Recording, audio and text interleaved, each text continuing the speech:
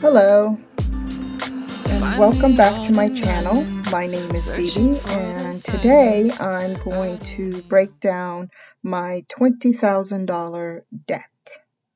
So let's get started. So the first sheet that I have here is a breakdown of my credit cards, my essential items that I need, and what I have in my savings. So right here is my credit card. I have one MasterCard and 4 Visa. This yellow one that's highlighted is my Afterpay card. If you're not familiar with Afterpay card, Afterpay allows you to purchase your items and then pay them in 4 installments bi-weekly. And then I have 3 lines of credit. This one in pink, I highlighted it because I'm not paying on it right now and I'm behind on my payments. And then I also wanted to let you know about this first one right here. This particular one right here that's in yellow is also a line of credit that I opened up to pay off these 3 cards right here. It was initially opened up for that purpose, to consolidate those 3 credit cards payments and to get rid of them.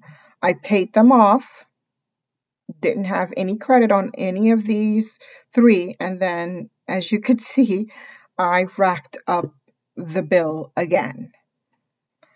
And here, down here, you have my store credits. You have Lowe's, red card is Target, and then Tires Plus, which I used for my car, and then Wayfair.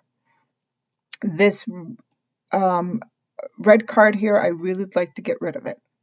So that's also highlighted in yellow. Now let's go down to the balances that I have. I have about $1,166.38 for my MasterCard, $357 for Visa, and then this one right here, about $244 for Visa, and this last one here, which is my Afterpay card, it's around $783 that I owe on that. And then my line of credits, the top one right here, which is a consolidated loan that I have, is $2,800 that I have balanced on that. The second line of credit here is $3,000 that I owe on that. And then my third line of credit would be the one that I'm not paying, which is around $1,400. Then for Lowe's, I have about $1,700. Target, I have about $3,100. Tire Plus, about $2,800. And Wayfair, about $2,000. And that's a combined balance of what I owe, about $1,900, which I rounded it up to about $20,000 in debt. This here is the minimum payment that I have to pay. I'm sorry. This is the total balance of what I owe, and this right here is what the minimum payments are for each, the total amount of the minimum payment, which is right here. Now coming down over here to my essential items, I have for rent about $600. My mother is being very gracious. I live with her and my 2 children. We moved in here together with her about 2 years ago. She purchased this home and she invited us to come stay with her. That is the monthly rent that she's charging us, $600. And then we have T-Mobile for my phone and my daughter's phone. And then my insurance is for my car right there. Right here is for Verizon, which is our Wi-Fi that we have to have. I have to have it because I work from home. Then right here I have my subscription, Shopify, Netflix, Disney. I did have Hulu, but I got rid of Hulu. And then down here, I have bank memberships. I have 3 different membership. I did have 4, but I got rid of the 4th one. Then right over here, Greenwood, I have about $15 in it, which is about a savings. It's a savings account that I have about $15 in. I have an Acorn investment, about $90.83. Robinhood, I have about $729 in there. Now I have 10% of my savings goes into the Greenwood, and then I take part of that money and I put it into my Robinhood account. And I don't have an actual account in Robinhood. I just have an investment account where I can invest. I'm not going to be opening up an account with Robinhood just yet. I might do that later on in the future. Then down here, I have my Bitcoin. I have crypto and Ethereum. I'm probably not pronouncing it correctly, but that's what I have. I have $10 in crypto and Ethereum, about $12. Not making much on that right now, but hopefully in the future I can make more on that. Now, I'm going to bring up my monthly tracker here. Now, I estimated I make about $2,300 a month. Okay. I get paid bi-weekly, but I get paid per month about $2,300. These are my minimum payments that I have for my credit cards and my store credit cards and my line of credit. Okay. This is my essential payment that I have. Okay. This are my subscriptions and then my membership. And this right here is what I believe I need to survive with me and my children per a month. Okay, about $340 for food per month, spending about $40, school lunches about $80. I give my kids $20 every other week to put on their account, each of them, and that $20 is good for at least 2 weeks. And then I have gas around $160 per month.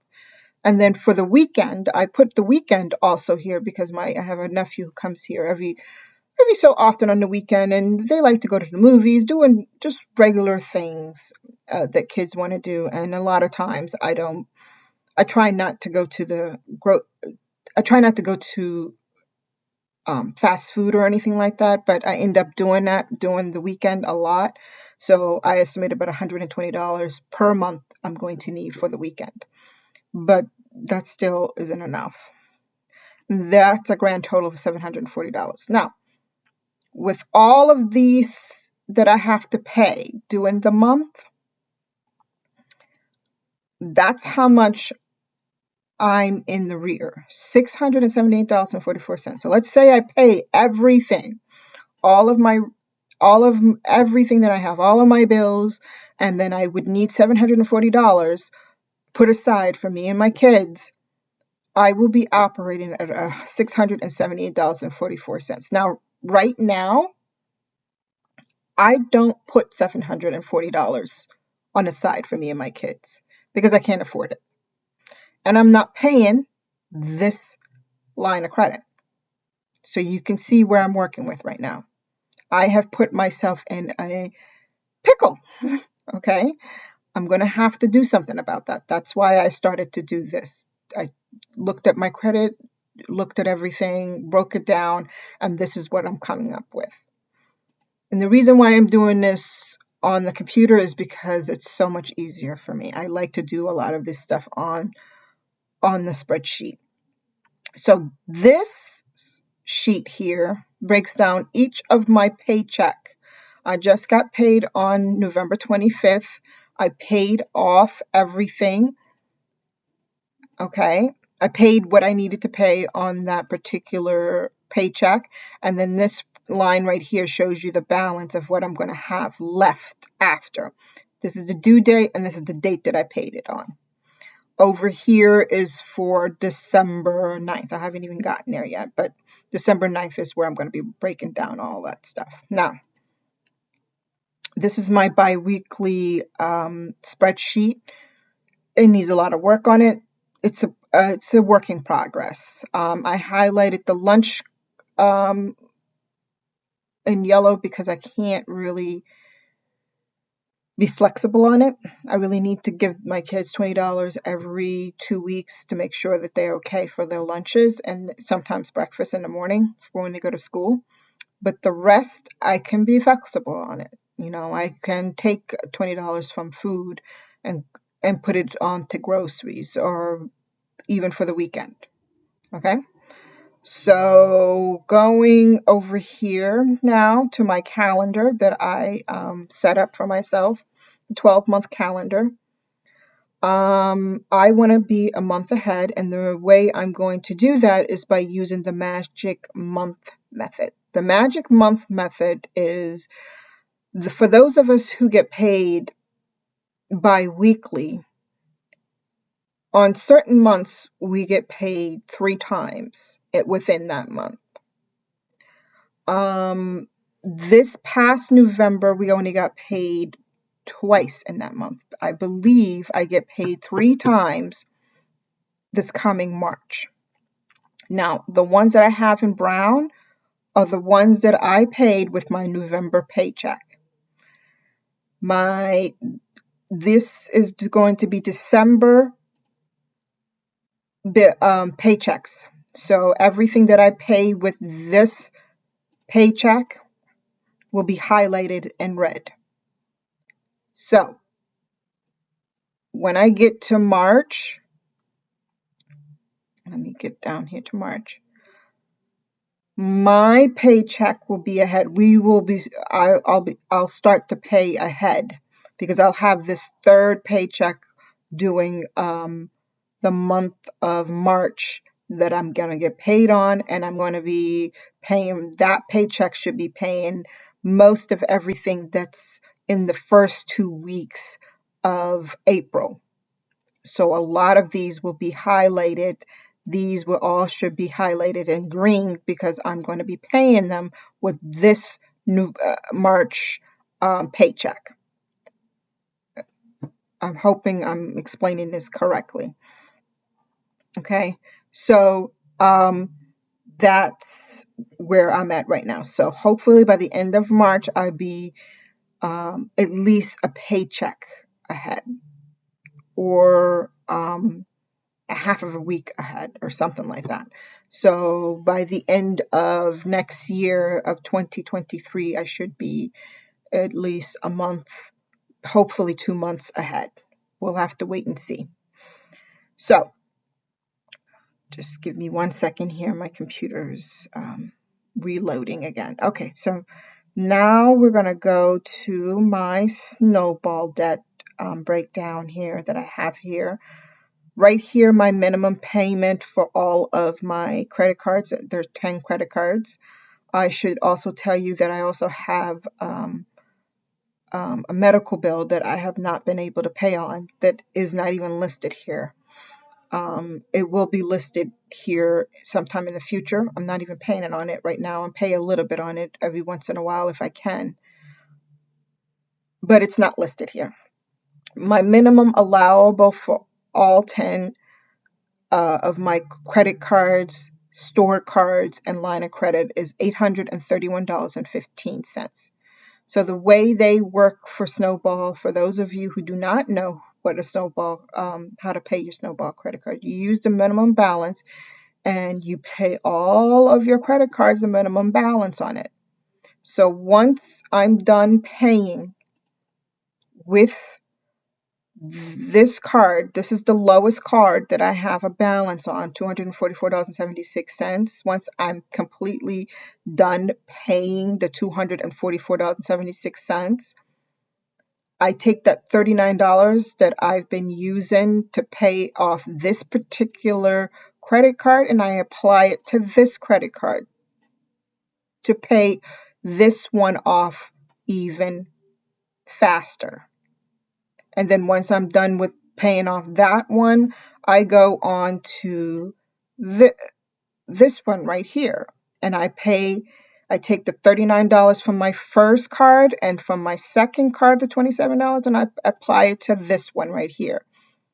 So that creates the snowball effect. Okay, so going here into my sinking funds. I have long-term goals and I have a short-term goal for my sinking funds.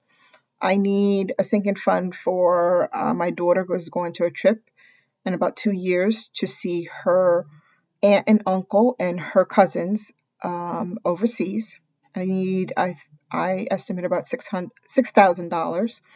For the next school year, they're closed throughout the season.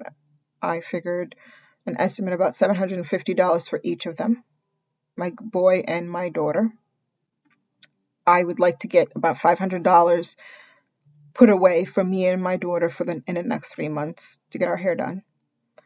1 month ahead in my bills. I already told you how I'm going to get that done with the magic month method. And then I would like to get a phone. I did not put an estimate on that because I don't know how much the phone is going to cost me.